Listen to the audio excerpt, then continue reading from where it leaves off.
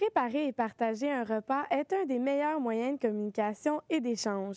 Tel est le message livré dans l'atelier de cuisine du monde offert jeudi après-midi à la trentaine d'étudiants québécois ou provenant de l'étranger lors de l'école d'hiver de l'INM.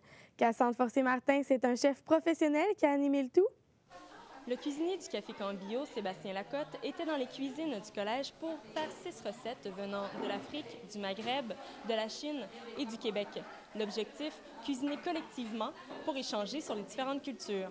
Cuisiner pour quelqu'un, cuisiner avec quelqu'un ou même cuisiner en groupe est un moment très spécial, car cuisiner collectivement constitue un moyen de communication privilégié. Donc favoriser l'échange, et ce, entre les cultures, est l'objectif premier de cet atelier.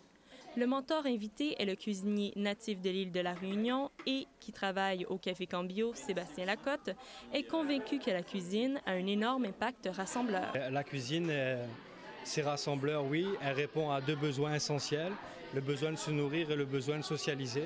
Mettons que c'est le vecteur le plus commun, le plus facile, à la portée de tous, qui permet justement d'avoir un moment de partage. Le partage de culture se faisait à travers les différents plats préparés. Chaque table formée d'étudiants mettait la main à la pâte et ce, en échangeant sur leurs habitudes alimentaires.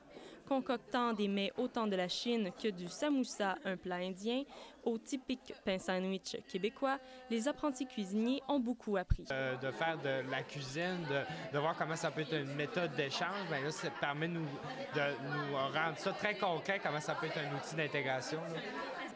Plusieurs bouchées ont été préparées. De plus, une dégustation aura lieu ce soir lors du souper interculturel. Demain, l'activité offerte aux participants sera celle du réseautage. C'était Cassandre Forcé-Martin, ATM Nouvelles, Saguenay.